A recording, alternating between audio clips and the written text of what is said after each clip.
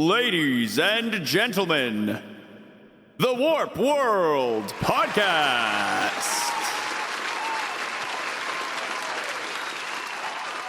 And here we are. Ladies and gentlemen, welcome to episode 169, nice, of the Warp World Podcast, the nicest podcast for gaming news, discussion, hot takes, and everything in between. I'm Xwater, joined by Jaku. Hello. And our special guest host this week, DGR Dave. Hello, everybody. Dave, it is an absolute pleasure to have you on the show. I already said it in the Patreon banter segment, but I'm saying it again. I'm so glad you're able to join us, dude. I am so excited to be here. I'm really, really thankful for the opportunity. Thank you, guys. Anytime. You know what, kid? I saw a Spock in you, and I thought, we got to give this kid a shot. Speaking of being thankful, how's your Thanksgiving, Xwater? Whoa, smooth. You know what? It was busy. It was really, really busy. My parents have been split up for a while, so like the standard thing with that is you always got to do 2 of every holiday, right? And right. Thanksgiving's one of those exhausting holidays where it's like the dinner is so big that you almost need, it's almost like a food hangover. Like you need the next day to recover from how much you eat and how much you possibly drink and the just general celebrations of all of it. So like we did Saturday, we did Thanksgiving with my mom. And then that was lovely. She made turkey. She made all sorts of other delicious food. There was a beautiful salad. Yeah, she went real classic with it. Mom went real classic with it.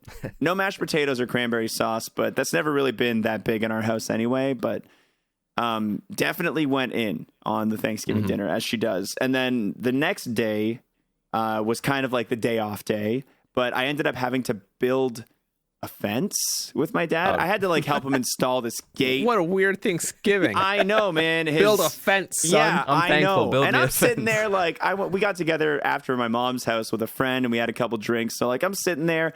I'm not like hungover, but like I'm still sitting like, man, I was really anticipating spending this Sunday watching like anime on the couch kind of deal.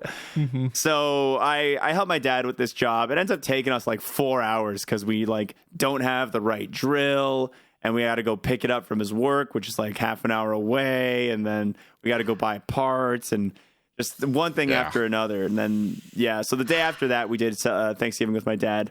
Got a tremendously delicious chicken parm, roast beef, all these like delicious foods. He's got a buddy who owns a restaurant, so like he'll always for all the holidays we'll always get like food from that place, and he went like above and beyond this time. That's nice. Yeah. So I have a specific Canadian Thanksgiving question. So in America, it's always the 3rd or 4th Thursday of the month. Is there a specific day, or is it similar to that the way we do it in America? I don't know. Like, is it the same? Is it the same day every year in Canada? I think it's like the second weekend or something like that. Okay. Like, I have no idea. I always just like get reminded. Someone's always like, "Hey, it's this weekend," and I'm like, "Oh, cool. All right, this sounds. Let's do it." So I'm pretty sure it's something like that. I actually have a question for you guys on that because I was talking about this on my stream. But do you feel like October or November is the better time for Thanksgiving? Like if you could choose. I think about that. I actually do think about that. Yeah. I think October, honestly, is the better time. Like, it's still not super cold most of the time. The leaves are just falling. And so, like, it creates a nice atmosphere. It's beautiful. Like, I was just driving yesterday or today. And, like, there were so many leaves, like, blowing around on the streets. And I'm like, this is cool. It's a really cool time. But come November, like, it's already the end of November. It's practically December. There's probably snow on the ground. The trees are all basically dead. There's nothing. It's so like meh. Yeah. Middle of November is like a real toss up depending on like I mean, especially for us, Jaku, you're in Chicago. I'm basically northern Michigan at this point. Like DGR, you're like kind of north in the United States as well, right? Yeah, I'm in Pennsylvania. Yeah. We have it's cold there too. You get some cold weather. Yeah. I see. I think that's a good point. The weather's a big one. And the time between like Thanksgiving and Christmas is the nice. Buffer time in between the holidays. Because you have there's subcategories of holidays. You have like your party holidays, you have your family holidays, you have your like day off of work but no one cares about it holidays. But like Thanksgiving and Christmas are both stuff your face holidays. Like they're big meal holidays, and having only a month between those is a little like that's two really big cheat days, cheat weekends you're having, because then you got all the leftovers. So having an extra month buffer between them, I think, is really nice. Xwater, do you normally have the day after your Thanksgiving off? Our Thanksgiving is technically the Monday, so we'll get so the Monday off, Tuesday? but the Tuesday you get, like the Tuesday you're back. I think the Friday prior, though, you usually get off. Because we have Thursday for Thanksgiving, and then our Friday's typically off because we have to recover from all the food. It's. I've worked jobs where we had Friday off, and then I've worked jobs where they expect you to be there the next day. Well, and obviously retail, like that's a big day. For them, but absolutely. The Black Friday. A lot of corporate jobs, like it's like, take Friday off. You're not coming in after that feast. Yeah, the worst part about me for Thanksgiving and Christmas and everything, back when I was in like middle school and high school, so I was a wrestler. That was my sport. So many years I didn't get to really eat Thanksgiving or Christmas meals because I was always watching my weight. I've made up for it in the years past, but it was always rough because like the holidays you always want to eat the most were the holidays where I had to eat like an orange and drink a glass of water, and that was my Thanksgiving meal. They should just get rid of the rate or the weight limits for fights and just open weight, man. Open weight. Just bump each class up by 5 pounds. I want to see a 90-pound kid take on a 220-pound kid. Like, let's be interesting. I would also want to see it, but I gotta say, if I'm a betting man, I'm not betting on 90-pound Joseph. I'm sorry. I don't know, man. Like depending. Like, here's the thing: if there's no weight classes, that 220-pound kid might not be 220 pounds of muscle anymore. And so, how lethargic is he gonna be? Right. And dude, 220 pounds doesn't listen. If you're 220 pounds, it could be muscle, it could be fat, it could be a backpack for all I care. I'm that just 90 saying, kid isn't 90-pound kid that isn't 90 pushing kid him anywhere. Can be scrappy and keep that guy running in circles for 10 minutes and then just take him down. It's true. And that's how it would have to go. He would need to be a master of manipulating the heavier kid's weight against himself.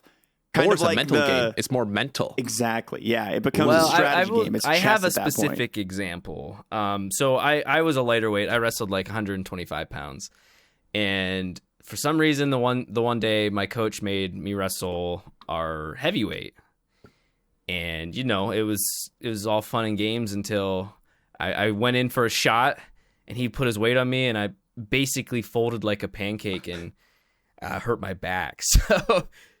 If you play it correctly, I'm saying there's a chance. I didn't play it correctly. Yeah, there's a chance. Sure. Absolutely.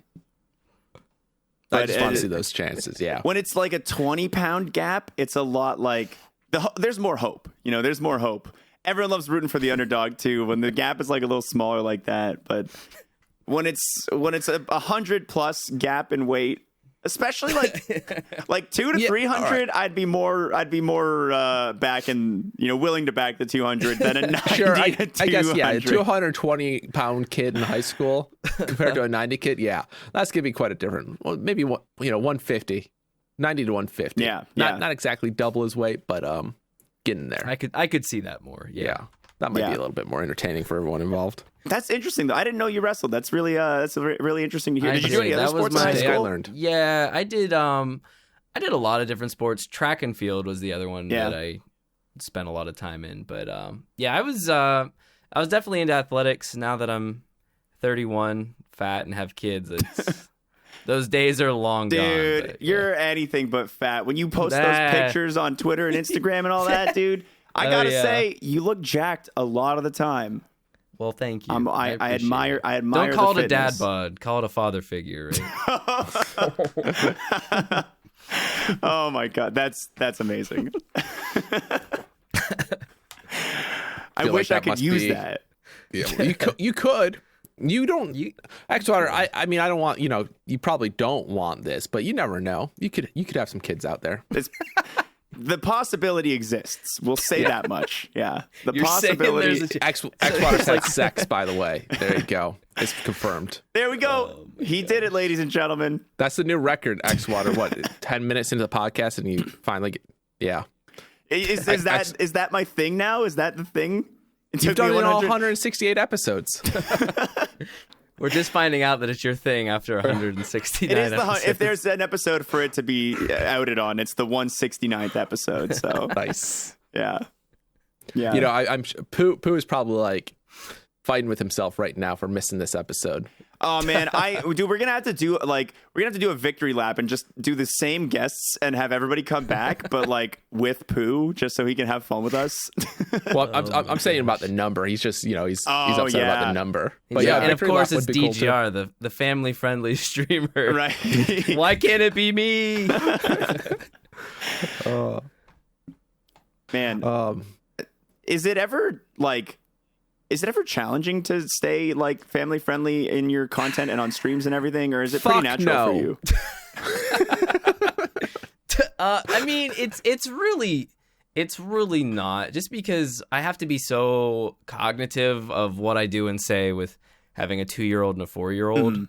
I'm just so used to it. And before that, like I used to work at a college, and I'd work with, you know, younger kids and everything. So I mean, my mind and speech are, I guess, tailored to it a little bit, but there's some times where I'm like, oh, I really wish I could cut loose. But for the most part, it's not that difficult for me. Yeah, gotcha. Yeah, that makes a lot of sense. If in your personal life it's not, yeah. Man, it's dude, it's Thursday night, and I swear I haven't even been up that long, and I'm so pooped. I'm so tired. I'm so ready for this week to just like wind down and get the day off. Yeah. No, I'm feeling the same way. Like we were talking about it, I think on the banter or pre-banter. Who knows at this point? Like that's how long longest these days week are feeling. Yeah. Like I've been insane with my sleep schedule. Like I've been going to bed. Like I get into bed at 12:30, and I, you know, get my watch and stuff charged, and I read a few chapters of books, and then he's been reading lately. What are you reading? I've been reading. Right now I'm reading 1984. Oh, nice. Ooh. Never read it. Yeah. Classic. Yeah. It's I really enjoy it right now. I'm like halfway done. And it is not what I expected so far. So it's been a long time since I don't even really remember much, but I remember reading it in school. And you know, books are never as good when you read them in school. Right. It's always like, it's a chore, it's a hassle. Yeah. But I'd like to read that again too. Yeah. So yeah, and right now with the timing of everything, it's pretty good. Yeah. But yeah. So yeah, like right now I'm like, oh man, I can't wait till like 12 o'clock. I can start reading again. But I'm trying to do like a book a week. A book a week? That's impressive. That's impressive. Dude, I set a goal for one this year, and I'm not even close. I haven't even shut opened up, the Saturn. first page. Don't spoil it. Oh, prepare yourself for that ending. Oh. If there's one thing I know about Saturn, it's he's good at spoiling media for you. Oh, he is. That's what he does for me. That's what he does. Oh. A book a week. You're crazy, that's dude. Incredible. That's 1984 incredible. is like what, 200-300 pages? So, like, it's not super thick though, right? Yeah. Yeah. Maybe I'll pick up a It's nice a thin book, for though. this year. We gotta Last year realize, I it's read still one a book, book. and it was a little long, so I felt good about that. Yeah, 328 pages. I've been reading Give or through take. Lord of the Rings for the first time. Oh, okay. yeah? That's a been big book. Fun. There's 3 of them. Those are big boys. I've taken about a 2-month break, but I'm about halfway through the Two Towers, but I've really been enjoying it. Nice. I've never gotten into Lord of the Rings books or movies. Like, I've seen the first one. I've seen like most of the second, but something always ends up grabbing my attention like through the movie. Like I never end up getting very far into it. Yeah. Yeah, a lot of those, like, I thought about reading Lord of the Rings or Harry Potter and stuff, but I'm like, you know what? Those movies just are pretty good. Yeah, And, they like, are really good. They I know, do like, justice, the books right? can be, but yeah, they do pretty. Yeah, most people will say they do justice to those books, and like They do. I would probably just like, I don't know. It seems like I could find something else that's not turned into a good piece of media to read instead. Yeah. Yeah. And maybe I'm missing out, but I don't know unless I read it, right? No, that's absolutely fair. That's I think, correct. because even if you were to read it, then you'd be missing out on 1984. So Yeah. Yeah, you're missing out no matter what you do. You can't take in all the media in the world, so you got to pick and choose. Yeah. You can't read 2 books at once either. Don't try that. That would be impressive. Though. I feel like that's something you would have tried though. Yeah, like I said, don't try it. Like you put like a mirror between your nose and like the bridge of your eyes, and then you can like have one eye focused on a different page of each book. It would not work. Stressing me out. I wonder if you could like taking a Kindle, for instance, and you take 2 books and each page is 1 page from that book. So you read 1 page and then the next page is the next page in the other book. Yeah. And like, what would your brain do? Would you be able to like remember the previous page? Dude, depending on the 2 books, I guarantee like both of those stories in your memory when you're done, like you'd have a conversation. I would love to see this experiment happen. I'd love to do like, we get 3 people. One of them reads like Harry Potter, the Sorcerer's Stone. One of them reads, I don't know, like Lord of the Rings 1. And then the other one does that, the double thing. And then we all compare our experiences and see what details got fudged. Remember when Aragorn casted Yeah, spell? exactly. I don't know. That's what I want. I want to see, like, we should have a really weird book club where we mash up 2 books like that. Man, we've had a lot of talk about volunteering book clubs. Yeah, I'm not volunteering for that either. That'd be a podcast in itself, honestly. That would be. But so for those who don't know, which is probably everybody, because I don't think we've talked about it publicly very much. There's a small group of us who have been talking about doing like a video game book club, and I'm really excited for this idea eventually for when we do it. But we've been bouncing back and forth between like just getting everything figured out and getting the games thought out and the first game. Yeah. And what do you guys think would be like a good starter game for that kind of thing? Like you get a month to sit down, play this game casually in your spare time, very low commitment. You don't have to finish it. You just kind of go have fun. Like what's the game of your choice in November 2020, October 2020? Jaku, do you want to go first there? Well, I think. I mean, I was hoping you were going to go first. Like, I'm just going to open up my Steam library here, and I'm gonna like, you know, I'm gonna steal some time here by just saying what I'm doing. I'll start it off. I'll give you some time because I had an idea we were talking about Hades, but I won't use that one. I was listening to a retro gaming podcast last night that I really like, and it wasn't the topic of the episode, but I've never played through Silent Hill, like any of them fully. And from what I understand, the Silent Hill series is supposed to be like really high quality horror video games, like really set the bar. People say that it beat out Resident Evil on the PS1 in terms of quality horror games. Like that debate exists, right? That's debatable. That debate exists. Yeah. But to have your hat thrown in the same ring as Resident Evil horror games makes me feel like it's a piece of history that's worth revisiting having not done it before. So honestly, Silent Hill and or Resident Evil, like they're both outstanding games, and I don't think one's better than the other. I think it depends on the person for that one more than anything. Like, are you more of an action horror or are you more of a like survival horror? It's like Resident Evil's more action, and which one's got scarier enemies in your opinion? Well, Silent Hill's all like mental. It's more mental. Yeah. And so, like, isn't there like the Pyramid Head guy though? There's Pyramid Head. Scary as hell. There's there's the nurses with bandages that like walk like they got broken legs. There's little like goblins that aren't goblins but like little guys with knives in the school. Dude, like I remember renting that game and probably like not playing it because I was scared. Yeah. And I'm like, I spent money on this. The psychological would be more scary to me. I mean, I've never played fully through Resident Evil 1 or Silent Hill 1, but I feel like Silent Hill 1 would probably, or Silent Hill in general, would probably mess with me more than Resident Evil. Yeah. So, like, I remember Resident Evil was the first PlayStation 1 game I was shown by a friend, and I remember seeing that first zombie and being like, nope, show me that Final Fantasy 7 game you got instead. But when I got my PlayStation, I got Resident Evil and I loved it. But when I rented Silent Hill, like it was a whole different level of like horror, because it is mental, and it's a great game in its own right. Just like if your mind can like give you different thoughts, like your mind is what makes it scary. So you do it to yourself. Yakuza 0.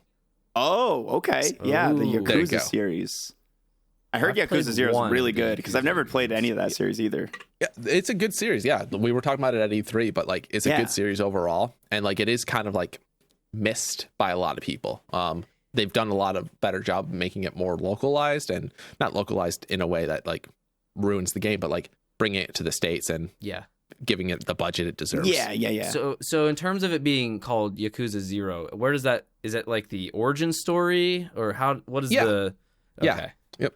Cuz I've played I never beat it cuz they're long games. I played I think it was Yakuza 3 or 4 on the PlayStation 3 and I really liked it. And I know they've gotten way better since those ones as They well. have. So And Zero takes place like I think it was PlayStation 4 is when it came out. So like it's better than the PlayStation 3 series. And then like they have HD remakes of the other games, and they got like they got this other Yakuza like tie-in that like updates all the old games too, or not all the old games, but they update each of the old games. So like even 1 and 2 has had a remake, I think.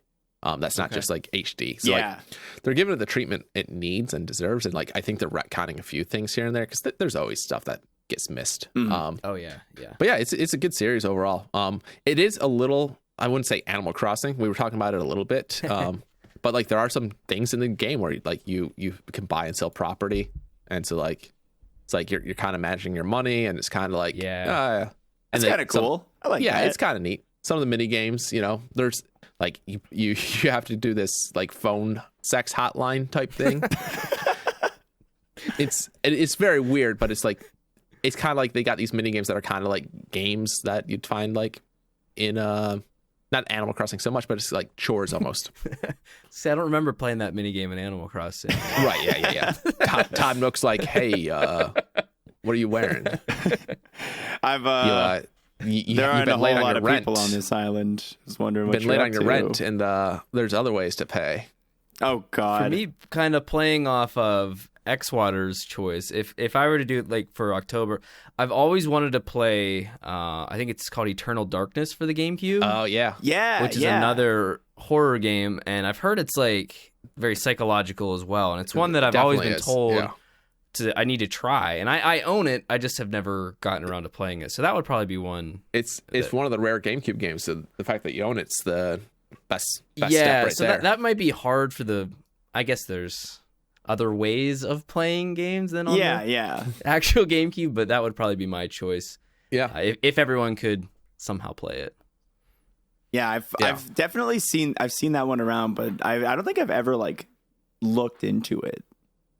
Nintendo tried to do like a patent for it, and they might have got a patent for Interesting. it. Because of how they were like messing with your mind while playing the game. It's oh wow. It's pretty crazy. It's almost like Metal Gear Solid stuff that they're doing in it. I don't want to give anything away. Yeah, but... like fourth wall breaking type stuff. Yeah, exactly. Yeah. Oh, they have a patent. It was Sanity System for Video Game. Wow. Video game and game system incorporating a game's character sanity level that is affected by occurrences in the game, such as encountering a game creature or gruesome situation. Oh, okay. They have a patent on that? Yes. Oh, was wow. it granted? Let's currently sign it. Yeah, Nintendo. Yep. Wow, that's crazy. I feel like I've definitely seen sanity systems in other games. Oh, those fucking idiots. It's going to expire November of next year. Oh, yes. Yo, we're gonna have so many we gotta make a sanity sanity-based game. Oh, idiots. Jump on it. Let's jump All right. on it. We got a year. We can make a sanity game in a year. No problem. Yeah, absolutely. I will be the chief game designer. I'll DGR, you're gonna do the art. You might want to rethink that. Yeah. What's funny is they like the best part about it is in the patent they have clearly an N64 in there with a cartridge and a photo of Mario with a cape on the TV. And it's like, what? Yeah. I do think it was originally supposed to come out on the N64 and it moved. Yeah, I think it did. It was, but like some of the art is also clearly Zelda Ocarina of Time. Yeah, I'm seeing that in the other images here too. That's hilarious. Yeah, and Eternal Darkness was definitely originally a nice 64 game. Wow. That's very interesting. Oh, wow. Host platform, PC, Mac, or N64. Instructions target goes to the emulator. And like they even have what the hell? Wow, I don't- they had a patents are real big thorough. system for this sanity Yeah. stuff. That's wild. Yeah, 2000. Yeah, early 2000 when it was filed. Wow. Crazy. Learn something new every day. Yeah, a lot, and that's the thing with the patent system. A lot of things get leaked because of this. Yeah. And so like people find game leaks. That's how like I think they found like the NES Mini originally and stuff. Like Yeah. it's kind of neat, but it's always fun to see like the art that they have to come up with. Oh yeah, yeah. I feel like I always see leaks. What is it? When like a new domain is registered, like that's one of the big ways you'll see leaks. Like, oh guys, look, Yeah. Game Freak just registered Pokemon Zeta and Pokemon oh Gamma. That was a pretty good naming. I like that. Thanks. Yeah. Yeah, Well done. and that's like so. Yeah, a lot of times when those domain leaks do happen, like people will be like, "Oh, it's registered by the same company that registered their previous games," or it's not registered by that company. So they're like, "Oh, so it's definitely not going to happen." And so like, there's a little bit of some clues in there where it is you can tell that it's real or not. But you never know it until like they announce it or they don't either. That's the problem. Yeah, exactly. Nintendo seems to have a history of patenting a lot of things, and then it never actually comes to fruition. Yeah, companies will definitely register stuff whenever they think like, oh, we should probably just do this so somebody else can't. Yeah. Yeah. And like TV shows for sure. If you ever watch, especially like Saturday Night Live is one of the shows that does it the most, I think. They're put like fake domains in their skits. Yep. But those domains are all registered. It's actually they have to register them before they air. Interesting. Technically. Otherwise, I they can didn't get know fined. that. They must reuse a lot of domains then, just like But and then they pay like $10 a year to keep it renewed. there's pennies to Saturday Night Live. Oh, honestly. sure. Yeah. It is. Yeah. But you got to think like eventually they'll have like 1,000+ domains, and like that's $10,000. It's still pennies, but at the end of the day, if one of those lapses, like it could do a lot more harm. Yeah. That's true. Because people watch reruns and all that fun stuff. So it's interesting that's stuff. absolutely true. Yeah, that's a good point. Man, imagine watching a rerun of SNL and looking up the website in the skit. That would be a level of like entertainment consumption that no man has seen before. That'd be new levels of content consumption. It would be. Sometimes I'll get like real fixated on like the posters and labels of magazines in a TV show. I'll just like really start like looking around and trying to see the background. Because when you're watching something for the second time, it's fun to like look for those like dumb little details that are sitting there. I agree with that. Yeah. That's how I do that. With a lot of movies and stuff, I'll watch it with commentary the second time I watch it just to find out new tidbits, and then I can annoy other people when they're watching it. Did you know? You're such the and commentary. such. Yeah, exactly. That's funny. I always want to watch movies. Well, I don't always want to watch movies with commentary, but I always forget that movies have commentary nowadays a lot. Yeah. And then people are like, "Oh, you should really watch like this movie with the commentary." I'm like, "Oh yeah," and then I forget. And it's like I don't typically rewatch movies. It's rare for me to rewatch a movie because I'm like, I've seen it already. Why do I need to rewatch it? Yeah. Even if it is really good, like I'm like, I could go do something else with those 2 hours. Yeah. It's a good But point. commentary would be something where I'm like, well, that's going to give me some facts and stuff. Because like, like I enjoy reading about movie ideas and facts and rumors and stuff. And like, Spider-Man 3. So spoilers, like they announced Andrew Garfield and Tobey Maguire or whatever. Oh yeah. Are coming to the new Spider-Man 3. And I'm like, holy shit, that's amazing. I didn't hear that. Like, I want to watch that movie commentary for sure. So like, I need to put a note in there because like hearing them talk about how they got brought back into the Spider-Verse and like seeing them again. And, like Toby hasn't played Spider-Man for 13 13 It's been a long Has it time. been It's that been long? It's been that long. Yeah. And also not that long, to be honest.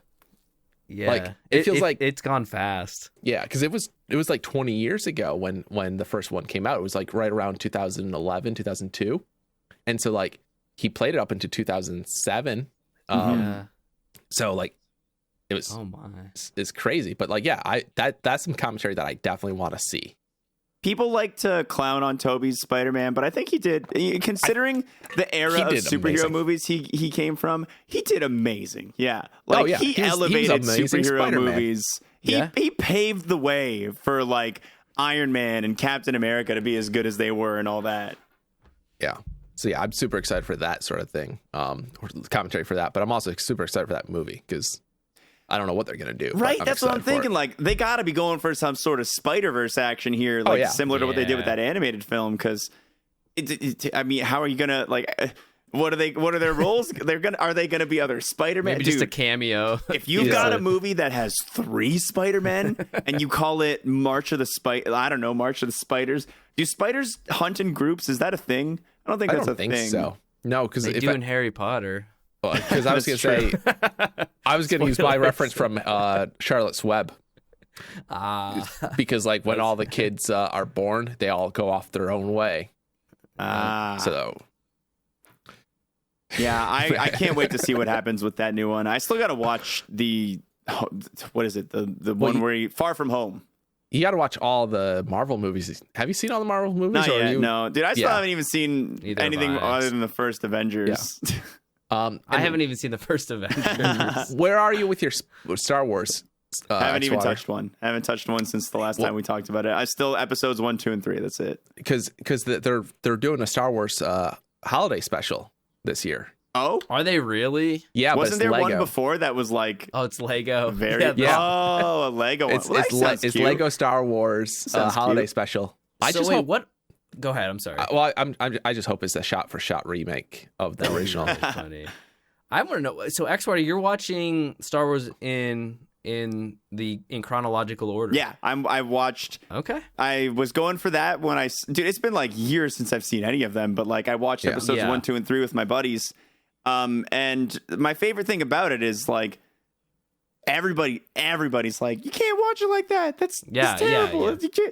And just the salt that comes in when I tell people about it is what fuels me to do it further. And my logic doesn't is bother me. I wanted to make sure I got that right. Yeah. But my logic is if 1, 2, and 3 episodes are like supposed to be the low point, then why not get it out of the way first, right? Yeah. You know, get it out of there. Plus, I did really enjoy getting to see how Anakin became Darth Vader. And I feel like having that going into the upcoming films will be cool, you know? Like, it'll be cool to be like, oh, look at how cool he is. And I saw him turn evil. That's going to be cool. Yeah. There's like 2 ways to look at this. Like, everyone knows who Darth Vader is nowadays. Like, everyone knows it's Anakin. Back then, you knew who Anakin was, but it wasn't a character that you had ever seen before. Yeah. So it wasn't a big deal. Mm-hmm. So like when I watched, so when I saw the original, not the original, but the prequels, like, yeah, we were already seeing Darth Vader and we saw that. And so it was really cool to get that insight of how he became that. Yeah. But now that you can't even, like, no matter what, you know who he is. Yeah. So you might as well watch the prequels first. Yeah. I think. Because you're not going to get that twist. You know he's Darth Vader's father, or he's Luke Skywalker's father. Spoilers, everybody. Not really, though. So, like, at the end of the day, you're going the right order, I think. Yeah. My favorite part of the entire, like, series so far has been that one fight in, I think, the second one. Clone Wars? Is it Clone Wars or is it... Attack of the Clones. Attack of the Clones. Yeah, I think Clone Wars was that animated series. But anyway, that's part where Obi-Wan, I think, fights Jango Fett. Dude, that fight was awesome. Like, Jango Fett, I don't know anything about Boba Fett. I don't care about The Mandalorian. But Jango Fett fighting Obi-Wan in that scene was the coolest dude in the entire galaxy far, far away. Just wait till you see the fight between Boba Fett and Luke Skywalker in Return of the Jedi. Okay. Well, it's going to be hard to top Jango. I'm going to echo Jakku's point on that. You just wait. Okay. All right. You just wait. Now you guys got me excited. Now I might boot one up tonight. Yeah. Yep. I know I got to watch, I think Rogue One next is the one that comes Rogue next. Rogue One and then Solo. Are you doing Solo? I'll probably do Solo, yeah. I haven't seen Solo yet. I fell asleep. Okay, that makes me want to watch it even more. I fell asleep during Guardians of the Galaxy 2, and yeah. Sometimes it happens, man. Well, it was a plane movie for me. I watched it on a plane, and so like, but typically if I fall asleep during a plane movie, it's like really not good because yeah. All right. Speaking of planes and clouds, planes are in clouds. Smooth.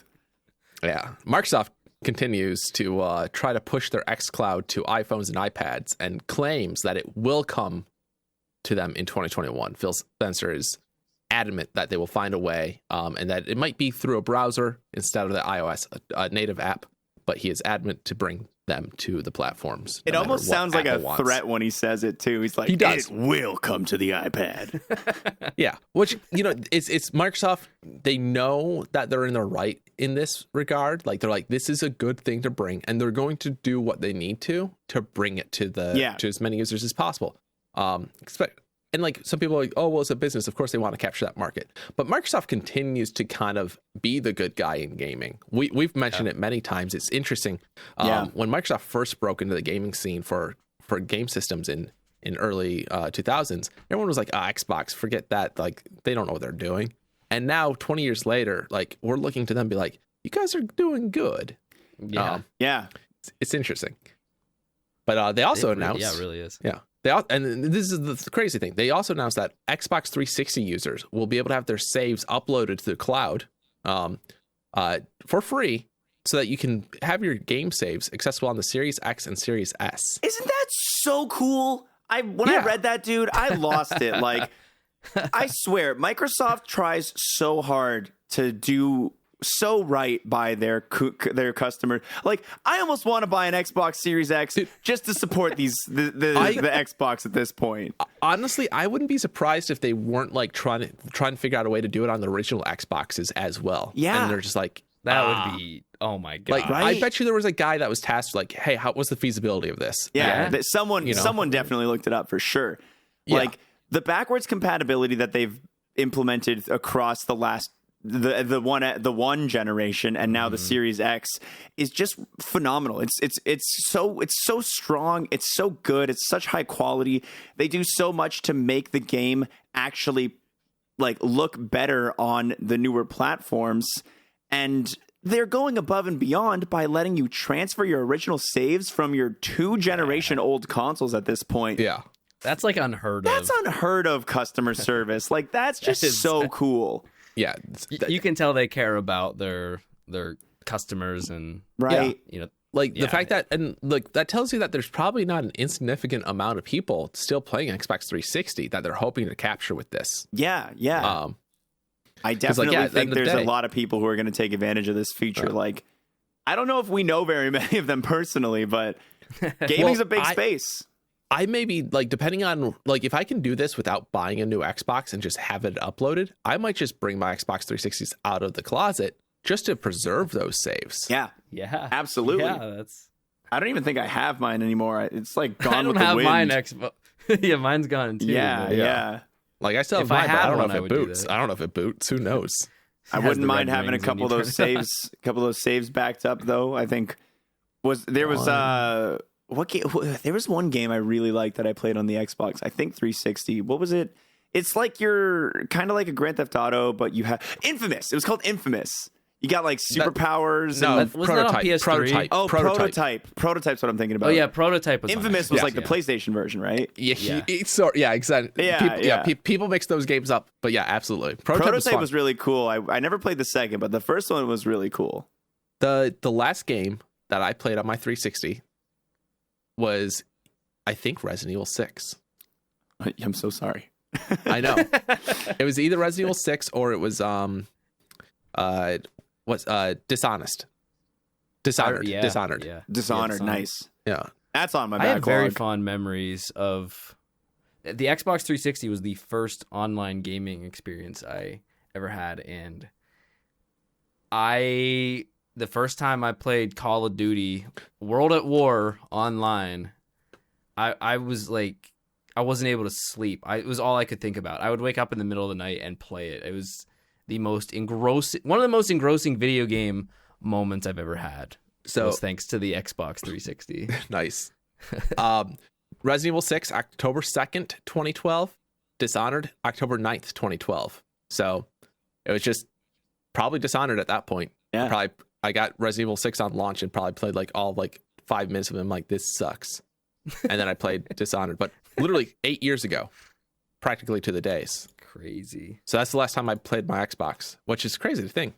It's 8 years since I played an Xbox. Yeah, I can't remember the last time I played an Xbox either.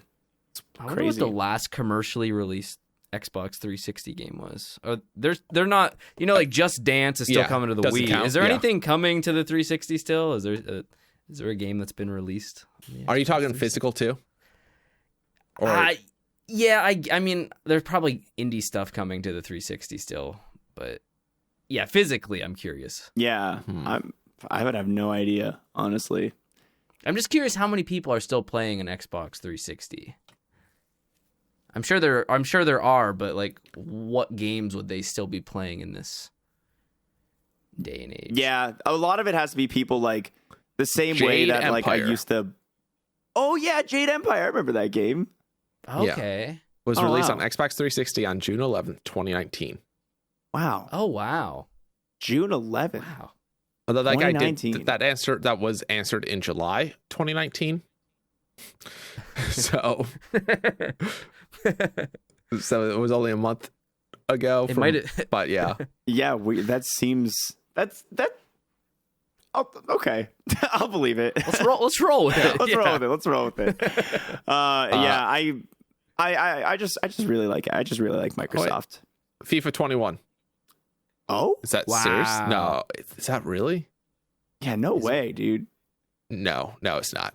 So for some reason, it's on its list of like, this is what came out. And I don't see anything that says so. Yeah. Dang. But yeah, I would count that as like a Just Dance game too, where it's like, I could see a lot of people that play sports games like continuing their, Sure. if they're really Yeah. invested and want to continue their seasons and on and on and on. Yeah, sports games is something I could definitely see. I just For wish sure. that like for sports games like that, like the companies just are like, all right, fine. We're not even going to release a physical version. We're just going to do a DLC update for the last physical release of this game on that system. Yeah. Yeah. Because that's like, if you look at like what everyone was talking about when like online gaming was coming out, people were literally like, oh man, and sports games can have like real rosters that update in real time and change throughout the seasons. And it's like, yeah, that'd be so cool. And then like you think about the business side, oh, that's not so cool. We're not getting our $60. But like EA, like you're not going to get somebody that's going to like someone who's not, well, no, people do literally go and buy the PlayStation 5 just to get the latest sports games. But Yeah, I feel that's like true. you'd probably get a lot of people that would still buy that DLC if they're still playing on a 360 or whatever. And like football's football. Really, I think at the end of the those day. people, this next generation, are going to buy an Xbox and they're going to just get Game Pass and they're going to get Madden. They're going to get NFL. They're going to get NHL. They're going to get FIFA. They're going to get all their sports games for the price of like 2 of them every year at that point. Yeah. And dude, I'm just so excited to see how this next generation kind of unfolds and to see how this whole subscription service for games, as opposed to like the one-off purchasing them, kind of takes off. Because it's in my head, there's no reason a casual gamer wouldn't opt for the subscription service. Absolutely. It's a really intriguing thing, especially as much as I love physical games, as I've talked about being a collector and stuff, but the future is not physical media. No. And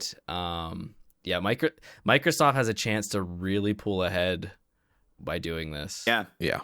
Because Yeah, Nintendo's not going to try. PlayStation's like kind of got something with PlayStation now, but they're not really pushing it too hard. It's not. Yeah, it's not on the same level. Yeah, it's a different kind. But I do really love PlayStation Now. I will say I use it. I love that you can stream the games instead of downloading them and playing them, which is just such an awesome service to just be like, oh, you know what? I haven't played this game in X years. Let's try it out. Just, kind of like you were talking about in the banter segment about like picking up a game DGR and just playing it for a little bit and then putting it down and being like, that was cool.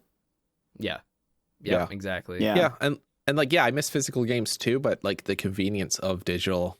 So It's convenient. very convenient. Yeah, especially if like systems now do lock in the architecture that we're using going forward. Yeah. Like it won't be hard to be like, all right, you can play your PlayStation 5 games and your PlayStation 6 and 7 games on the PlayStation 8 or your Xbox 360 and up sort of things. I don't see compatibility getting worse in the upcoming generations. Yeah, like whatever the PS6 so. generation is, I would assume is mostly compatible with the previous generation. Yeah. Speaking of that, we got our full list of backwards compatibility regarding the PlayStation 4 earlier this week, and all excluding 1, 2, 3, 4, 5, 6, 7, 8, 9, all the good 10 games. There are 10 games that will not be supported on the PlayStation 5. How am I supposed to play my Joe's Dinner? You know what? I feel you, dude. Afro Samurai 2 Revenge of Kuma Volume 1 is my most cherished video game, and not being able to play it after my streams to unwind is going to break me. Yeah, but Volume 2 you can play at least. Yeah, Volume 2, exactly. Like, it's not Volume 1. But just not Volume 1. It's not Volume 1. The only game on there that honestly I know of is Shadow Complex. That was the only one I recognized either. And I played that on 360. That's funny. That's pretty. I mean, it's a pretty impressive list that there. Pretty much almost any game you can think of will be on there. Yeah. So it's nice to see that the PlayStation 5 is gonna have that. Man, remember when the PlayStation 3 had like 4 of those consoles built to support PlayStation 2 games, and then the rest didn't? Oh my god! So I do. annoying. I do. I was so upset when I got mine and PlayStation 2 games didn't work, and I learned about that. Good news, I can play my Joe's Dinner on PC. That is good news. Best news of the night. Yeah. What the heck is Joe's Dinner? It's a horror by the game. Way? Is it really? I think it's like a Five Nights at Freddy's type game. Somewhere along the vulnerable Route 7 in the middle of nowhere, you find Joe's Diner. The old diner was built on the site of a former Indian cemetery. All amongst the buried, 2 rival cheftarians are laid to rest. Okay, I'm in. Or maybe it's chieftarians. That makes more sense. But I thought chefs laid to rest while alive could not stand each other. So I guess it's 2 ghost dudes. Does it graphically look cartoonish, or does it look? It looks like semi-real. I'm gonna need to pick this game up. I think it's like a not a point and shoot, but like a click and it looks like a click and what should we call it? Click adventure game almost. Okay. Yeah, okay. But it's got innovative gameplay, so I'm sold. Yeah. I'm curious. I am curious about the ones that didn't make the cut. What is so special or different about them that they're not compatible with PS5? That's what's going on in my head too. Like, what technology did Joe's Diner implement into the PlayStation 4 that the PlayStation 5 can't do? It's like, man, you know what? It can't handle the power of Joe's Diner. They really use the touchpad to the full extent. Just doesn't have that same kind of love in the PS5. And like TT Isle of Man just looks like a road rash game or like a motorcycle road simulator racing game. Yeah. So like, okay, that was a little more graphically complex, but like Shadow Complex we know is not that complex either. Especially because it's a remastered version of the older game too. Yeah. So yeah, and Robinson the Adventure, that must be like the Robinson. Yeah. Virtual reality video. I've heard of that one. Yeah. This was a virtual reality game, so that like I know they support VR, but it does look a little bit more impressive. There is than like Joe's some Diner. weird niches about the way that the PlayStation 5 is going to support PS4 VR. I don't exactly understand it fully, but there's some information here about it. Yeah, you have to have your original webcams for it and all that stuff. It won't use the new PlayStation 5 webcam and stuff. Is really the gist of it. Yeah. Okay. But Hitman Go, like come on. Hitman? You're not going to support a Hitman game? Is Hitman Go a VR one? Yeah, I think so. Yeah. No. Is it? It's a turn-based puzzle video game. What? It's turn-based. Interesting. Yeah, it's also available, though, on PC. So, like, all these games are pretty much available on Steam, it looks like. So that's good. Yeah, But you know what? It's a shame, but I'm not gonna cry about it. Yeah, it's weird that like these like graphically unimpressive looking games and like games that could probably run on I'll say it like a GameCube are gonna get like missed. It's weird. It's a weird choice. I'm just curious why they don't Why they're not carrying over? Yeah. And like the best part is somebody had to play all these games and it's like, oh, this one doesn't work. and you know, the guy looking at Joe's Diner is like, oh, Joe's Diner's gonna be fine. And then he was pleasantly surprised that he didn't have to play it was probably his favorite game. He devastated. He's like, man, I feel like we have to play this at this point. I know, right? Like we've spent far too much time giving publicity to this game now. Yeah, I mean, what we can do is we can download it and all three of us can play it together. Boy. And stream that. Like it's a one player game, so we're all make decisions. Oh boy. Let me see. Joe's Diner. We're gonna have to set this up. That's gonna be the first game for our Game of the Month Club. It's gonna be Joe's Diner. I was just thinking of that too, X-Water. Oh my goodness. Okay, so yeah, use the left stick to move and use the right stick to. So it's not a point and click, but it does look like you have very minimal. Like it's, yeah, and you have to work shifts. Oh boy. Sounds like a diner. Yeah. If you don't make sure it's quiet, here come and get you. So yeah, there's ghosts and stuff. Oh, does this use your microphone maybe? Is this like the Jakku is all in on Joe's Diner. Yeah, I'm actually. Yeah, you're deep in this rabbit hole. He's all in, baby. I think it uses the camera. Oh my god, the YouTube comments. Can't believe they let this go for the PlayStation 5. This game can't run on PlayStation 5, so it is said. Oh, it's getting such an uptick in searches right now just because of the PlayStation 5 it's the new not Among supporting Us. it.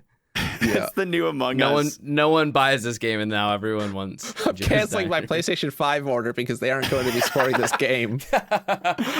Oh my god, man! But Among Us, we got that new beta update. Have you guys seen the new features? Oh yes. Speaking of games, yeah. So I'm excited about these beta features. Yeah. We've got three big things that came. We've got number one, anonymous voting. You can now choose to make the voting anonymous in order to hide everyone's votes. This way, nobody will know who voted for who during a meeting, which I love. It gives more power to the imposter. You don't like it? I don't like it. I like knowing what people vote for, but that's fair. It's fair. It's one of those that I could see being toggled among throughout games.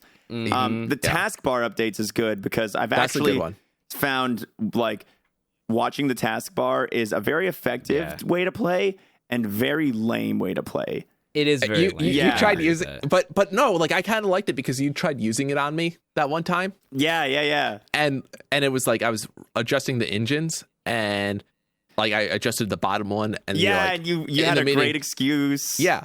You were because you were saying it's it doesn't tick up until you do the second engine. I'm like, shit, is that true? I don't know. Right. So and I was the imposter. Yeah, in that case. yeah. But I could get that one. I do like that it's there now because the meta game of watching the taskbar can kind of ruin it. But at the same time, it was nice. But yeah, so now the taskbar will only show when you're in meetings or never. Or always you can thing. you can set when it is and isn't visible, which is just really cool. And before we move into the next one, speaking of visible during meetings and stuff, do you think your task list should be able to be viewed during the meeting? I think your task list and your map should be viewable. Mm-hmm. Agreed. I get a little I'm trying to be I found the body. I don't know the spots off by heart for some of these locations. I'm trying to. Nice. Oh my gosh. It shouldn't show where everyone else was on the map when you go into it, but it should show where you were when the meeting was called. Yeah. I was in the bottom left. I was in storage. Cool. Because a lot of people don't know the game. My brain can't remember the tasks I did. The round before. So that would be super helpful to help people that don't have a great memory. Yeah. It would be really nice for sure. Yeah. But the tasks for sure. Just be I was doing these. All right. Their last update was colorblind support, where now the wires, in addition to being color coded, also have symbols that correspond from each side, which is some really nice thing to do. It's good. That's a great touch. Great touch. Great little touch. The symbols were definitely added in MS Paint for this. If you looked at them, they were okay. I haven't seen the picture. It's literally right on the edge of each connector, and so they're really simple shapes. Luckily, so you can call them out easily enough. But it's cool, you got that in there. It's still gonna be hard for people to like. I guess you don't have to say red was in so and so, but like if you only saw the color of the person, which a lot of times you only see the color when you call a meeting, that's still gonna be hard for them to be like, I saw somebody, but I don't know if they were red or blue or green. Yeah, that's true. But yeah, it's like small updates for sure. The colorblind one's obviously not going to be that big to a lot of people, but it's going to make a big difference for a small set of people, which is very important. Absolutely. But yeah, small little updates right now among us. We know that they're working hard on things. They got a lot of things planned. It's this very small studio. I wouldn't even say it's a studio. Like saying it's a studio makes it sound bigger than it is. Yeah, it's a very small group of people working on this game. They got a lot of press over the last few weeks and months, and got a lot more income. So hopefully we'll see some improvements, because like the game is still fun. I had a chance to play it in person with 6 people, with iPhones and stuff, and that was fun. That's got to be really fun. So you would do like the now meetings, you can look at people's faces, and see their expressions. I'd be even worse at that. Like I'm so bad at the game in general. I've got a just bad voice. poker face too. Yeah, imagine if we had to all play like the streamer nights, and we had to be in a webcam like this. Yeah, exactly. Like, no, I wouldn't look. I would just look away. I was like, well, he's the imposter. Yeah, that's it. We got him. Yep. Yeah, but yeah, in person is really fun. So hopefully, when more people can start hanging out with people again, I think that's gonna be like kind of the if the game. Some people are saying the game's dying right now, and it's like, you know what, like people just say that about any game. Really? Yeah, any game after it passes its peak. Obviously, it's past it's past that massive peak it had, because I could see this. Yeah, you're right. After its peak, but I could see it having a second peak when COVID limitations are lifted and things are better in a year or so, and people are getting together to play games again in person. Like imagine, like honestly, playing this at like a GDQ or TwitchCon. Oh man. Oh dude, that would be so cool. Yeah. Or an MMC. So fun. I would definitely have it installed on my phone and do a whole lot of like hanging out in like a board game room at a GDQ, and everyone pulls out their phone and you play a round of Among Us. Like that would be dope. That would be so dope. That would be so cool. That would be so cool. They need to do like right now it was easier for us to host a game online and make it private and share the code than to do the like local play for whatever reason. But it would be nice if like the phone could like send out a signal, like a Bluetooth signal, letting people know like, hey, somebody's like trying to play Among Us right now. Oh yeah, if you have it installed, you get like a little push notification. Yeah, like you're on a bus or a train and you gotta play. It'd be like Street Pass for the Nintendo 3DS. Yeah, exactly. Among Us Street Pass. Oh, that would have been awesome. A great 3DS game. Dude, yeah, imagine. Yeah, your map up top. Oh yeah. Oh, all right. That would have been perfect. Damn it, yeah, Nintendo. Using the touchscreen to connect the wires and shoot the asteroids. Oh my Everything. God. Now the possibilities are so... Dude, now I want to play Among Us on my touchscreen laptop. I feel like that's the way to do it now. That'd be neat. Yeah. Oh yeah, the Surface. I'd be so good at wires. Right. Be done in a quarter of a second. The card swipe. That would still take like, 6 tries. Moving, like you could move with the touchscreen, but like WASD for moving. Yeah. But still, like a pen for everything else would be so nice. Yep. All right. Yeah. Okay. I'm sold. All right. We got one anything more else to sell to me. One more big thing to talk about before we jump into our special segment of the week. What am I buying? I don't know. I can't tell you, Jakku. This was my most exciting. I was most excited to talk about this. If you give me one more day, Jakku, give me one more day, approximately 12 and a half more hours, I could tell you. Analog, the producers... I can't wait? That's fine. Because literally in 9 hours, I'm spending money on an iPhone. Oh, that's right. The iPhone stuff happened this week. Unless you can tell me what this is in 8 hours. I'll see if I'll hit up my sources. I'll see what I can do. Okay. But basically, TLDR Analog, the company behind the basically remaking your favorite consoles of the past, but for the modern era, your Super NT, your Analog Pocket, like the Game Boy recreation. They made a Sega one, right? They've got the I have that the one Mega too. SG. Yep. They've got the NT Mini, the NES one. Basically, they got another product coming tomorrow, and I've got no idea what it's going to be. I'm excited to find out, and I'd love to speculate a little bit with you guys. DGR, you seem to have an idea on what they might be cooking up here. What do you think? I have no idea what it is, but I love analog stuff. I have every single analog system they've released, and I'm super pumped. I don't want to say this and get people mad, but I got a pre-order on the Game Boy one, and I know that was like... That was nice. I know like a lot of people were wanting it, and it sold out really fast, so I'm super excited about that. I don't know. I've tried looking at the tweet and like if there's anything in there. Yeah, but I don't know. I can't get. Some people are saying it's like Atari Lynx. Some people are saying they're re-releasing a console that they've already done. Restocking the Super NT. I don't know. I'm very excited to see what they're gonna talk about tomorrow. Yeah, I mean, it's purple text, so it's Twitch streaming integration. That's honestly a fair idea. No, I think we know. The little 2 is what's throwing me off. Yeah, the announcement 2. I don't know the little 2, almost like a cube. squared. Yeah. Yeah. So people are saying the purple is important. GameCube. But I mean, GameCube's purple, cubed. Cubed is to the 3, though. Yeah, but you're right. Purple and squared. Yeah, that is absolutely. That means they would skip GameCube like the square. N64 era. GameCube's still a square. If you look at it from one angle. You know what? You're honestly, it could. Saying GameCube, you know I don't know if you guys have messed with like the upscalers on the GameCube, like the Eon and. I haven't. I've got seen the them Eon at conferences, but I don't have one. Yeah, I have the Eon, and I have and then I got it's for the SD card thing.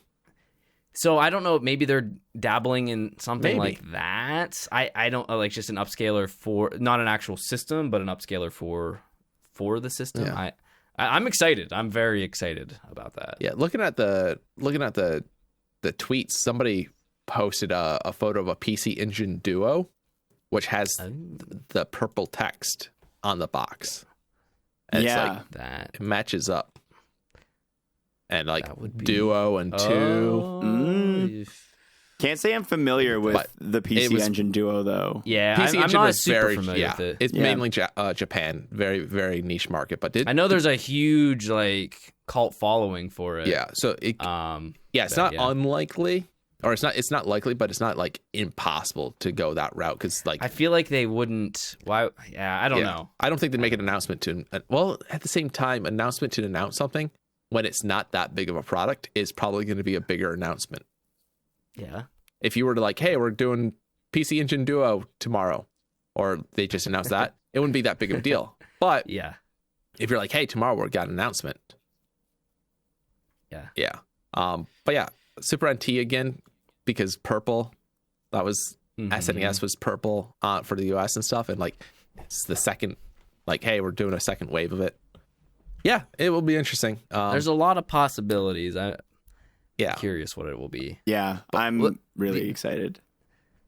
Another thing that I mean, it wouldn't make sense for them to do this already, but like back in the Game Boy Color days, like purple was the huge Game Boy Color. Yeah, but it wouldn't make sense because they just did the Game Boy. Yeah, that would piss off so many people. Oh my gosh.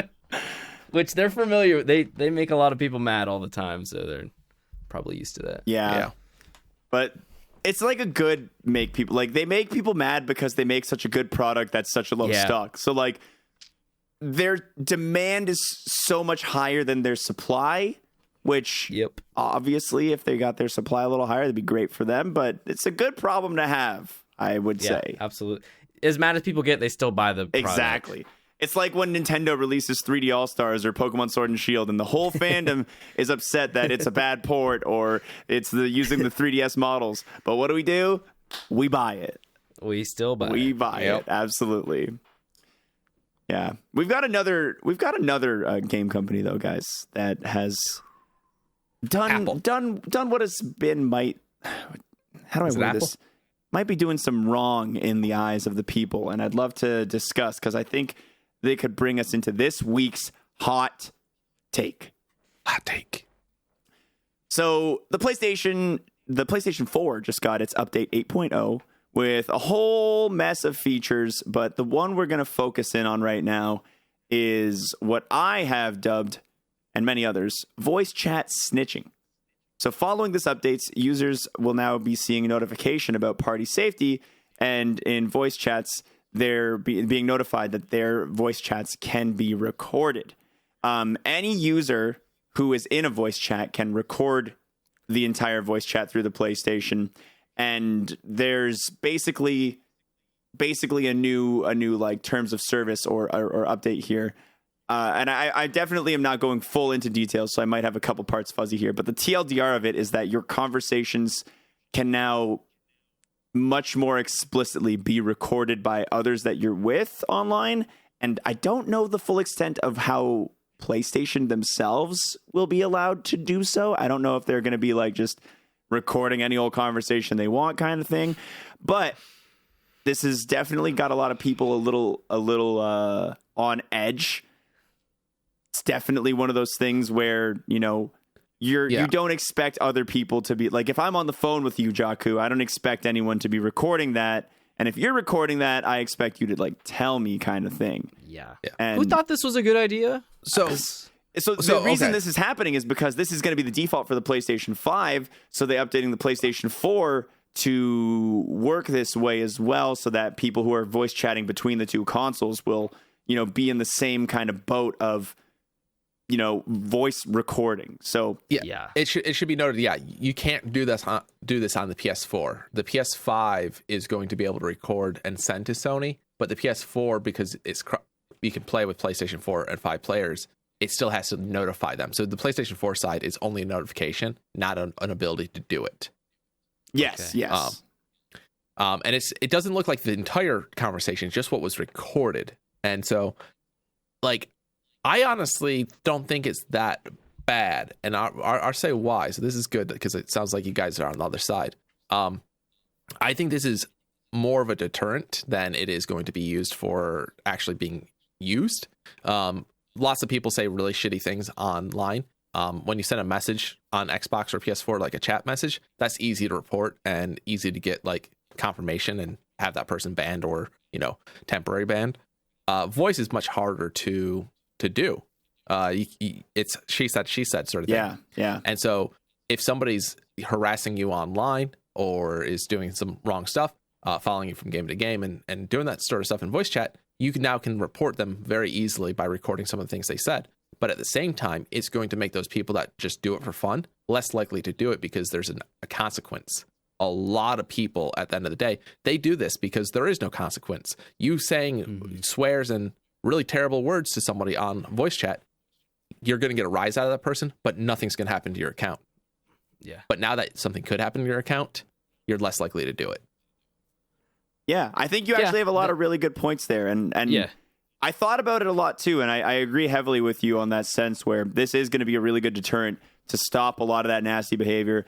The way that like Fall Guys had to remove names from their game because people will just put hateful things in their names in Steam, and there's no system around that to like deal with it. It's a way to help curb what is really rampant in gaming is a lot of this like just overly terrible behavior to get a rise out of people and all this jazz. But part of me is still a little bit on edge about the idea of having my private voice chats recorded. And not so much in this scenario, but maybe more of a slippery slope situation where if right now it's the other person can say, okay, that was, you just said something nasty to me, I'm reporting the last 30 seconds of this conversation and it's going to be put in review. Then maybe like 3 years from now, there gets to a point where it's like, okay, now we have this auto detect when you say awful stuff, and then it rolls from there. It is a slippery slope, and there are pros definitely to increased moderation tools because you're absolutely right, Jaku. There is terrible harassment that goes on in these voice chats. Terrible harassment, and this is a good this is an effort. By the way, I'm not playing PlayStation with you anymore, Xwater.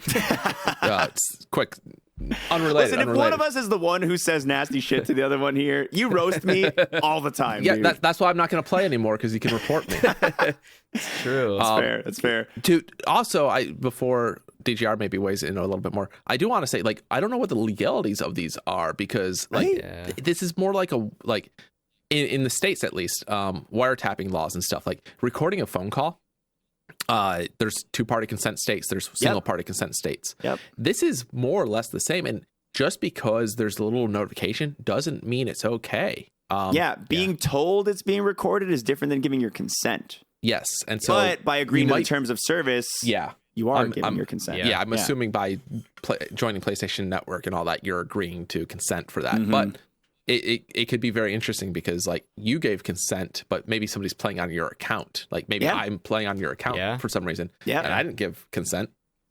Absolutely.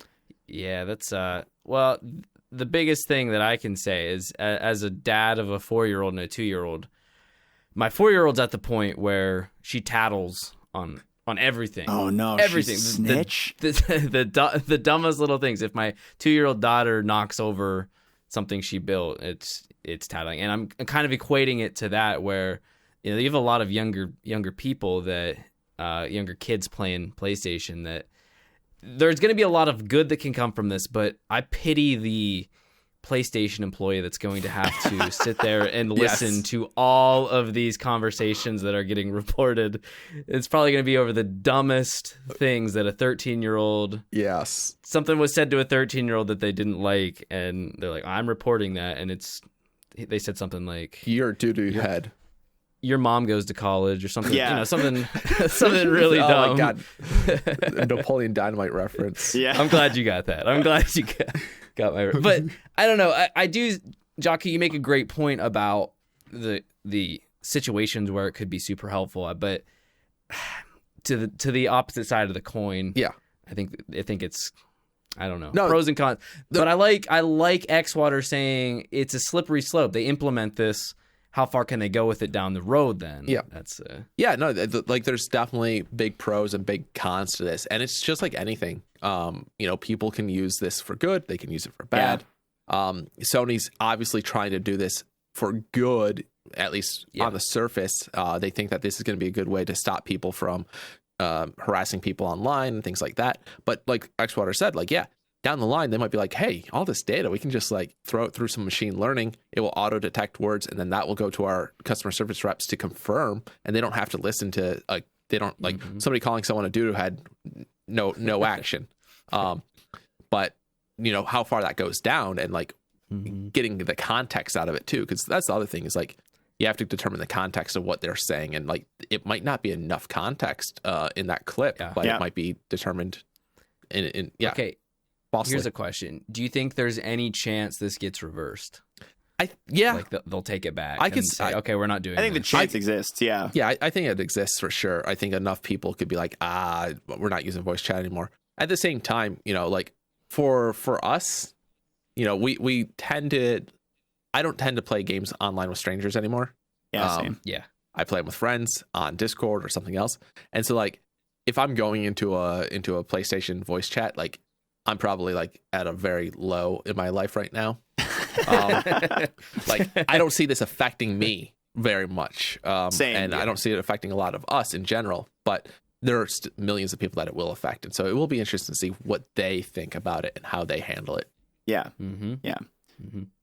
This is a funny one. This is one of the more nuanced hot takes, because there is a lot to be said on both sides, and it's really hard to feel strongly on one side or another, but because you can see the good that could come from it, but at the same time you're it's also pretty ridiculous too. Yeah, I mean, being in the middle of reading 1984, Jakku, that's got to be kind of in the back of your head when you read this. Well, I'm on the side of the telephones, or not the telephones, but the voter recorders or whatever they're called. At the same time, it could just be a bluff. It could actually go nowhere. That's true. Could be a really good bluff. Multiple companies do this sort of thing. Not this specifically, but they will be like, "Oh yeah, we got cheat detection. Fall Guys. And it's like threatening the permanent record in grade school. Like, what record? Exactly. What record? Oh no, I watched. Show me this record. I saw an episode of American Dad. The permanent record's real. Oh yeah, yeah. The CIA handles them. But yeah, no, it could definitely be a we're bluffing on this, but it's enough to deter, and like that's really what they're trying to do. I think is prevent those 13-year-olds from ruining the online experience with voice. But it's hard to say, and like, could there be a better way of doing that? Hard to say. Yeah. It's a tough problem to solve. It is. It really is. It is. Yeah, it is.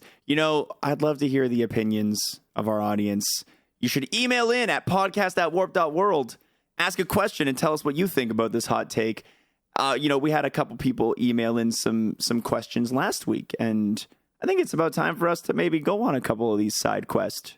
Yeah, we can do 2 of these. Yeah, let's go for it. Hello, XDGRJ. All right.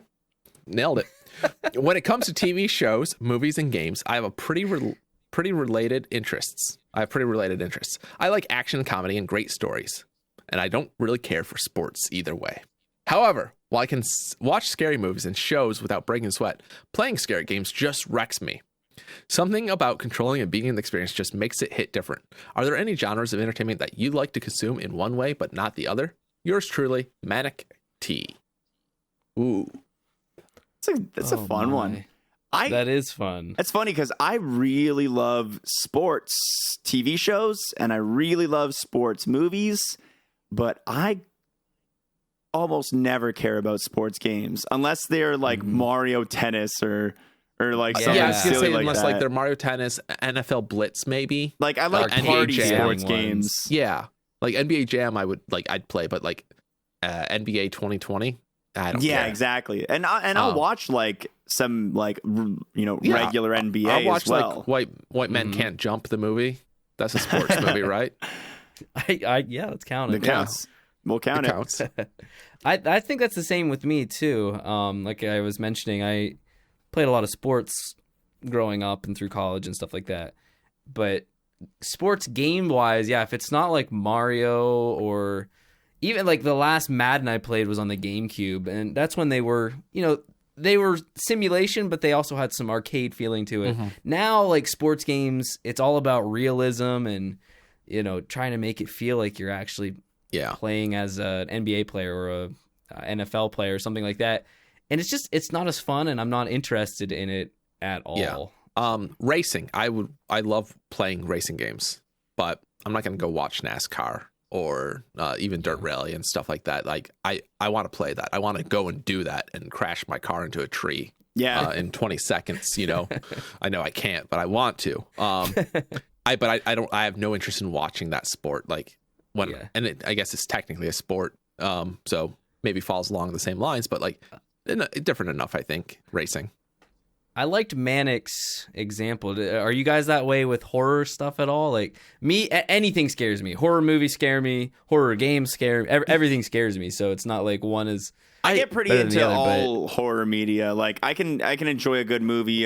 I don't really watch horror TV shows because I don't want to invest that much time into it. It's a very one and done kind of thing for me. But movies and games, I'm all in. I don't really do horror. Like I don't care for it. I'm not scared of it because like the times that I do watch things or play things, like Resident Evil I love, but like I don't watch horror movies. I'm not like, I gotta go watch the new Friday the 13th movie. That's how old I am. Like I gotta go watch that or the Saw movies and stuff. I just don't care for them. But like if people are watching them, I can watch them no problem. Or like if it's something that's the only thing on, maybe I'll watch. Well, that's when you used to like channel flip. Nobody channel flips anymore, I think. I don't even know if that exists. Yeah, right. Yeah. So like, I don't seek those out. I had a roommate once that like loved horror movies, and so like we'd watch those quite a few times. Like I can watch them, but like I don't seek them out. So I think horror is like that for me, or at least the movies. But like games like Fear and Resident Evil and Silent Hill, I'd play. I like scary stuff, but it just you gotta have the lights on. It wrecks me for days. Like I'm Tomorrow should be interesting. I'll just say that. Well, let's make things a little bit more light with this next question. Let's talk about fast food. This question comes from Bodega Kitty. If you were to source one burger, one chicken sandwich, chicken nuggets, fries, and one other menu item, e.g. McRib, from different fast food joints, where would you get them from? Fast food qualifier, must have a drive-through, must make you feel bad about yourself. So Five Guys, Shake Shack, Tasty Burger, Chipotle, all not sponsors, and the like don't count. Fall Guys makes me feel bad about myself. Yeah. Five Guys makes me not Fall Guys. Five Guys makes me feel bad about myself. Yeah, I was like Fall Guys as well. But, Fall Guys. All right. But I'm game. I like this a lot, and I'd like to start if you guys don't mind. Yeah, please. Chicken do. sandwich is going to be the Burger King OG chicken sandwich. It's the best chicken sandwich that exists. Okay. I will not be told otherwise. So I was on the fence. It was either that or the spicy chicken sandwich from Wendy's. Nice call. Don't know if I've had it, but it's good.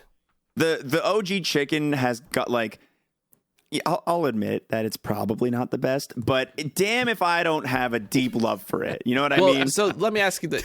So you like mayonnaise? I love mayonnaise. Yeah. So because that sandwich is pretty much all mayonnaise. Yeah, and like if you get weird mayonnaise that I really like too. It's chicken, mayonnaise, and lettuce. And if you don't get if they forget the mayonnaise, which how the fuck do you forget the mayonnaise on that?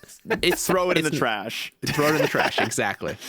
Yeah, I'm with you on that. The spicy chicken sandwich is the same way. It's got lettuce, mayonnaise, chicken sandwich, but it's also got a tomato. Oh. And so and it's tomato spicy. and chicken's a good combo. Yeah. Yeah. All right. It is. But yeah, I could go either way on that, but I'll go with Burger King with you. Let's go with that. I'm for the burger, I'm gonna go with the classic, just like a regular bacon cheeseburger from Harvey's. Like Harvey's. Hardee's? Harvey's. Is Harvey's that might be Canada only. Yeah. Yeah. But in terms of like burger taste, it's probably the best I can think of off the top of my head. That's fast food. Chicken nuggets. That's a tough one. Why don't you guys tell me your chicken sandwich and burger while I think? Because Jaku, I'm guessing you're going with Wendy's. Yeah, I think I'm going with Wendy's for the chicken nuggets. Just like McNuggets are pretty good, but like I think the crispy chicken nuggets at Wendy's are good, and then like maybe this also allows you to get the spicy and non-spicy if we choose. I don't know if like those are mutually exclusive there. But yeah, like the chicken nuggets there probably better, but I would probably rather have the McNuggets sauce, to be honest. Fries, I'm going to go with fries real quick. Fries, I would go for Checkers and or Raley's, depending on your location in the U.S. I've never had either of those. They're not around me. Yeah, it's not a huge chain, but it meets all the criteria. They have it has a drive-through. It has 2 drive-throughs typically. Wow. It's usually like the drive-through goes on both sides of the building. Oh wow, dang. That's some tech. Yeah, and it's a small like it's walk up and drive-through only. There's no walk in. But it's good. The fries are good. They're not spicy. They're seasoned, but I think like they have the skin on them still. And so that's I do like that. Yeah. So I'd like that. So yeah, go with those fries. And then the burger, so that was the thing. I was like, so hard to choose one. Yeah. Like if we're going like the basic like fast foods, like we're talking McDonald's, Burger King, and Checkers, Raley's, and Wendy's, really. Yeah. I feel like the McDouble or the Whopper. Oh man, the Whopper's so good. Wow. I gotta change mine to Whopper. I really like Burger King. I gotta be totally transparent here. I haven't ate fast food in 3+ years. I haven't had fast food in 7 months. Well, I'm about to go for a walk to the Taco Bell after this show, so way to make me feel bad, guys. Well, I'm not out here saying I'm this fit bill of health or anything. Yeah. Like I eat plenty of junk, but I just haven't had fast food in a long time. But this might be blasphemous. This might be real blasphemous. I love it. Chicken nuggets. I really like Long John Silver's chicken. Okay. I don't think I've ever had their chicken. I don't think chicken. I've ever. Yeah, that's a fish joint, isn't it? Yeah, it's a fish joint, and I love their so chicken. Funny. It's so funny. For fries, I might go with Arby's curly fries. Yeah, those are a good one. That would have been a good second for me, for sure. Curly fries are just like they hit different. They do. They really do. So, I got the best answer for fries though, and I'm about to embarrass y'all. Oh, okay. I'm gonna say it counts because fries is in the title, but Taco Bell in Canada fries supreme. It's fries topped with sour cream, nacho cheese, or queso if you want to be technical. But you just got a little bit of ground beef taco meat. It's got some green onion. It's got like some tomato slices. It's basically like a taco minus the taco, and you just take all the fillings and dump it on top of some fries. So what? Pardon my ignorance here, not being Canadian. It almost sounds like a little bit of poutine in there. Like, it's similar to poutine. Yeah, it's poutine, but instead of like gravy and cheese curds, it's like a Mexican poutine. Yeah, Mexican poutine. While we're on the subject of Taco Bell, I got to say because there's a lot of people in chat I'm sure that know this in the United States. Our menu for Taco Bell has been severely removed of crucial items on it. Yep, I agree. With that. I heard the double decker's gone. The Mexican pizza's gone for reasons that you wouldn't believe. The Mexican pizza, the reason for its removal is because they claim that the box it comes in adds like 10 pounds of waste or 10 tons of waste to the planet each year. The box itself. I'd be surprised if they sold 30 of those a year. Right. Like that. Like I just don't put it in a box. Yeah, come a different packaging. Yeah. Change it. Like change the packaging. Dude, my around. fry supreme still comes in a box. Biodegradable packaging. Yeah. But figure it out. I don't know. And the double decker doesn't make any sense. You have the beans, you have the hard shell, you have the soft shell. Put them together. They took away the loaded grillers in Canada a couple weeks ago. Oh, dude, that was the last thing I ate from a. So Taco Bell like you've is been my thinking go-to. about it ever since, dude. I loved those so much, funny. man. That's why I stopped eating fast food because they took it away. Yeah. Wow. Yeah. Took it away. That's what happens, Taco Bell. I took a stand when they discontinued the double decker. I went and made my own. There you go. And I'm like, I don't cook, dude. I haven't bought Taco Bell since they took out the griller, and I won't. I was joking about walking there. They got the cinnamon twists gone too. What? Oh my gosh. Those are Did like anyone ever negative try weight. For like a very small period of time, they had like Captain Crunch. Oh yeah, deep fried thing. I never had it. Have it I was either, always curious. Sounds sketchy, honestly. Yeah. Do you remember? I mean, why is Taco Bell selling? Do you remember when they were gonna do they had the Mountain Dew orange juice? No.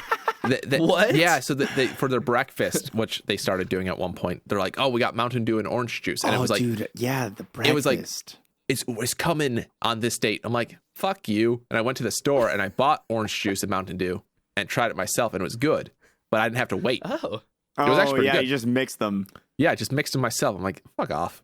That's really funny. All right, one other item we get to choose. So, like for McDonald's, I gotta tell you my nugget choice. I'm getting Popeye's chicken nuggets. Oh, okay. Yeah, Popeye's got a drive-through. Yep. No. Yeah. Absolutely legit. Yeah. And potato wedges, like those are good too. Like, those are really good. Yeah. Good choice. All right. For the other menu item, I'm gonna just say the Blizzard from Dairy Queen. That's a good call. I'm probably going sweet treat here too. Yeah. I gotta go McRib. Like I gotta. It's in your blood, dude. You're the McRib guy. I'm literally known as the McRib guy by McDonald's. Yeah, McDonald's basically knighted you when they sent that to you. Yeah. Chick-fil-A does sort of fit this qualifier. It makes you feel bad for different reasons. Yeah, it makes you feel bad in your soul. Yeah.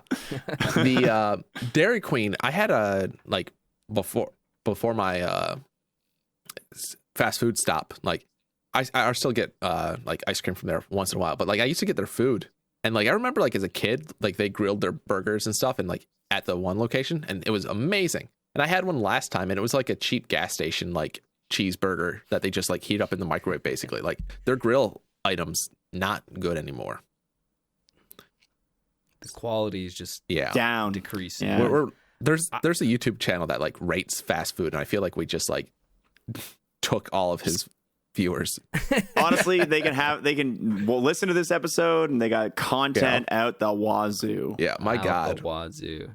I'd probably go with maybe a chocolate frosty. I like them, but I don't know. I think with going with a treat, like I can just go to a store, like an actual grocery store, and buy some ice cream and get that. Yeah. I don't need it from fast food. Like a McFlurry, Frosty, a Blizzard, I could more or less get what I want from just a pint of ice cream. A Blizzard's pretty something special. else at you. A Blizzard's pretty special. They are. They are. If we're going straight up like non-treats, I used to always we had a KFC in my town, and then it closed because of COVID health reasons. No, it was very dirty. I still ate there. I still supported them but I used to always get their pot pies at KFC. Oh, those were so good. Yeah. I remember those. Yeah. Oh man, I used to get those all the time. I don't think I've had those since like early 2000s. Yeah, it's been a long time. I don't even know if they still make them. Right. Do you remember the bowl that they made? That was just like everything. Yeah. Oh my gosh, that was if they didn't have the pot pies, that was my go-to. Yeah. Those bowls were good. Mashed potato bowls. And they also had the double down. You ever have the double down? I never did. I missed out. It was 2 chicken patties as the bun. I looked at that and like threw up in my mouth a little bit when I saw those. I had that and I regretted it instantly. It did not sit for long. I can't imagine like that. It was so greasy and it was so many calories and it was oh my god. Your body would feel weird after for sure. Yes. It's like 3 days. It's like 6,000 calories. Mm-hmm. 3 days worth of calories. It was insane. Oh man. This was the most we've ever discussed a side question, I think. I think so. I mean, it was a loaded question. What? Should I feel honored or disgusted? I don't know. Well, both. At this point, I'm interested. Like, Pooh is probably going to yell at us and be like, "Oh, you guys are idiots. You should have went with this and this. Like, In-N-Out Burger meets that criteria." And it's like, does In-N-Out have a drive-through? It does. Okay, then In-N-Out would definitely be on his list, I would assume. Yeah. I've never even had. There's so many because I live in a small town. I travel, but I haven't experienced a lot of fast food. Yeah, joints. you got like the main players, but like those niche ones aren't around. I don't have them. Yeah. I feel the same way being in Canada, man. We got the main players, and like that's it. I've had a lot of fast food in my life. It's all the talking about it just makes me want Fuku Burger again, though. If I had to choose one burger, it'd be from Fuku Burger. Oh yeah, dude. I almost bought Raiders tickets so I could go to the Fuku Burger.